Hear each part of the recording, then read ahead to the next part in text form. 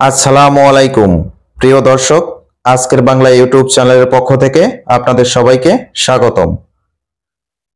ঈদ শেষ এবং ঈদের ছুটিও শেষ। যে যার কর্মস্থলে ফিরে আসবেন এবং আবার আগের মতন কাজবাজ শুরু করবেন। মাস শেষে বেতন নেবেন, সংসার চালাবেন, ছেলে মেয়ের লেখাপড়া করাবেন এবং পরিবারের সচ্ছলতা রক্ষা করবেন। এটাই সবার কাম্য এবং এই কামনা নিয়েই সবাই ঈদের ছুটি শেষে আবার যে যেথায় ঈদে গেছেন, কেউ বাড়িতে গেছেন, কেউ কোথাও ঘুরতে গেছেন, কেউ শ্বশুর বাড়ি গেছেন, কেউ অন্য কোথাও আত্মীয় স্বজনদের বাসায় বেড়াতে গেছেন। সবাই কিন্তু আবার তার জায়গা মতন কর্মস্থলে ফিরে আসার জন্য হয়তো আজ বা কাল থেকে তোড়জোড় শুরু হয়ে যাবে। তো এখন কথা হয়েছে, যদি আপনি আপনার কর্মস্থলে ফিরে এসে দেখেন যে আপনি যেখানে কাজ করেন সেই অফিসটি বন্ধ বা সেই অফিসের বেতন এ মাসে আপনাকে দিতে পারবে না, বা মালিক ফ্যাক্টরি বন্ধ করে দিবে, এরকমের একটা নোটিশ ফ্যাক্টরির সামনে লাগিয়ে দিয়েছে, তাহলে একবার ভেবে দেখুন আপনার মন মানসিকতা বা আপনার মাথার অবস্থা, আপনি কি চিন্তা করবেন, কি রকমের যাবে আপনার ওই সময়টা, একবার চিন্তা করে দেখুন। আমার এই কথাগুলো বলার উদ্দেশ্য একটাই, যে বাংলাদেশ এমন একটা দেশ যে স্বনির্ভর দেশ না। আমরা বলতে পারি না যে আমরা স্বনির্ভর দেশ, কারণ বাংলাদেশ মূলত কৃষি প্রধান দেশ। কৃষি প্রধান দেশ হিসাবে আমরা পরিচিত। এখন কথা হয়েছে, কৃষিতে কি আমরা স্বনির্ভর? না, আমরা কৃষিতে স্বনির্ভর না। আমাদের চাল আমদানি করতে হয়, ডাল আমদানি করতে হয়, পেঁয়াজ আমদানি করতে হয়, রসুন আমদানি করতে হয়, মশলা আমদানি করতে হয়, গম আটা আমদানি করতে হয়, আমাদের সব কিছু আমদানি করতে হয় বাইরের দেশ থেকে।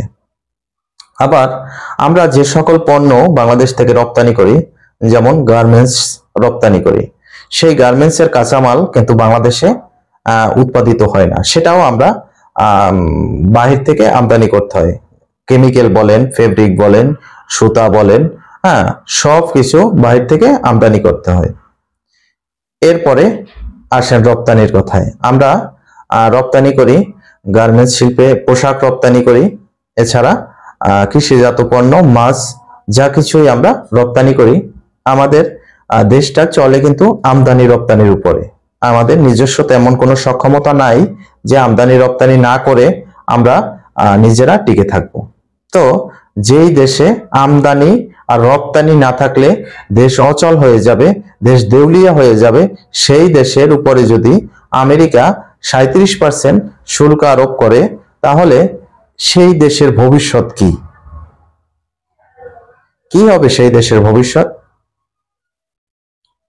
আমার প্রথম কথা হয়েছে বাংলাদেশের রেমিটেন্স রিজার্ভ কতটা থাকবে। রিজার্ভ আসে কোথা থেকে? আসে তো গার্মেন্টস শিল্প থেকে, আর প্রবাসী ভাই বোনরা তারা যেই টাকা পাঠায় সেটা থেকে রেমিটেন্স আসে। এখন গার্মেন্টস শিল্পের কাঁচামাল বিদেশ থেকে আমদানি করতে হয়, সেটা ওয়াশের জন্য কেমিক্যাল হোক, সুতা হোক, ফেব্রিক হোক, বাটন হোক, যা কিছু ভালো ভালো যতগুলো ব্র্যান্ড আছে, বায়ার আছে, তাদের সমস্ত প্রোডাক্ট বিদেশ থেকেই আমদানি করতে হয়।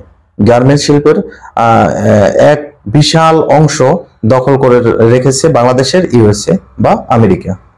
এখন সেই আমেরিকা যদি বাংলাদেশে 37% শুল্ক আরোপ করে, তাহলে বাংলাদেশের অবস্থা কোথায় যাবে? মালিকরা একটা জিনিস ফেব্রিক আমদানি করতে গিয়ে যদি 100 টাকা দিয়ে সে ফেব্রিক আনতে যায়, তাহলে সেখানে সে 63 টাকা পাবে। তার মানে 37 টাকা কেটে নিয়ে যাবে সেই আমেরিকার সরকার, কারণ ট্যাক্স 37 টাকা। আবার যদি বিক্রি করতে যায়, সেক্ষেত্রেও যদি বিক্রি করে 100 টাকার জিনিস, তাহলে সে পাবে 67 টাকা, 37 টাকা আমেরিকা কেটে নিয়ে যাবে। তাহলে কিভাবে বাংলাদেশের এই মানুষগুলা বা যে সকল মালিকরা আছে গার্মেন্টস শিল্পের সাথে জড়িত, তারা কিভাবে গার্মেন্টস ফ্যাক্টরি চালাবে? আর একটা গার্মেন্টস ফ্যাক্টরি যদি বন্ধ হয়ে যায়, নিম্নত 5 থেকে 7 হাজার মানুষ বেকার হয়ে যাবে। আর 5-7 হাজার মানুষ বেকার হওয়া মানে তার সাথে 5 থেকে 6 লক্ষ মানুষের উপরে ওই প্রভাব পড়বে, কারণ একটা মানুষের সাথে আরো অনেকগুলা মানুষ জড়িত থাকে। তো তাহলে এই দেশ কি দেউলিয়া হওয়ার পথে না? এই দেশে এক টুকরা রুটির জন্য কারাকারি করে মানুষ মানুষকে খুন করবে না? যখন কর্মসংস্থান না থাকবে তখন চুরি, ডাকাতি, খুন খারাপি, ছিনতাই, রাহাজানি এগুলো অটোমেটিক্যালি বেড়ে যাবে, প্রাকৃতিক নিয়মে বেড়ে যাবে। আমাদের প্রধান উপদেষ্টা অনেক সংস্কারের কথা বলে, আপনার সংস্কারের দরকার নাই। আপনি আমাদের মতন সাধারণ জনগণ যারা আছে তাদেরকে 2টা ডাইল ভাত খাইয়া সুন্দর মতন বাঁচতে থাকার মতন একটা পরিবেশ সৃষ্টি করে দেন পারলে। আপনার সাথে ট্রাম্প প্রশাসনের ভালো সম্পর্ক না, এটা বাংলাদেশের একজন শিশু থেকে শুরু করে ওই বৃদ্ধ 80 বছরের সেও জানে যে আপনার সাথে ডোনাল্ড ট্রাম্পের কোনো ভালো সম্পর্ক নেই। আপনার সাথে যার সাথে ভালো সম্পর্ক ছিল বাইডেন প্রশাসন, সে এখন ক্ষমতায় নেই। রাশিয়ার সাথে আপনার সাথে ভালো সম্পর্ক নেই, ভারতের সাথে আপনার সাথে ভালো সম্পর্ক নেই।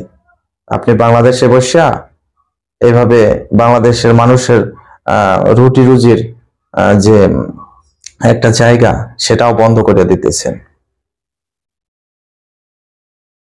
আমি বাংলাদেশের যতগুলা গার্মেন্টস শিল্প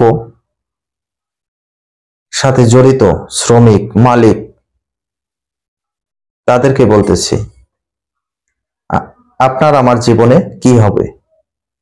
আমরা তো ভাই না খাইয়ে মরে যাবো, আমাদের দেখার মতনও কেউ থাকবে না, কিছু করার মতনও কিছু থাকবে না। তো এমন একটা সময় আসবে যখন মানুষ এই ভুল বুঝতে পারবে যে আমরা যে কি ভুল করছি। বাংলা একটা কথা আছে যে মানুষ যখন ভুল করে তখন সে বুঝে না, যদি বুঝতো তাহলে সে ভুল করতো না। যখন ভুল করে তখন সে বুঝে না, আর যখন ভুল বুঝে তখন শুধরানোর ক্ষমতা থাকে না, কারণ এটা প্রকৃতির নিয়ম, মানুষ মাত্রই ভুল হয়। তো আমরাও যে ভুলগুলা করছি সেই ভুলগুলা শুধরানোর আর কোনো উপায় নাই, আর এই ভুলের মাসুল আমাদের গুনতে হবে টুডে অর টুমোরো। এই জন্য আমরা প্রস্তুত থাকতে পারি। ডক্টর মোহাম্মদ ইউনূস আমাদের প্রধান উপদেষ্টা, উনি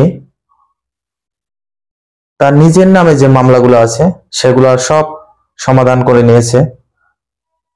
তার যে সাঙ্গপাঙ্গ যারাই ছিল তারা রাস্তার ফকির থেকে হাজার কোটি টাকার মালিক হয়ে গেছে।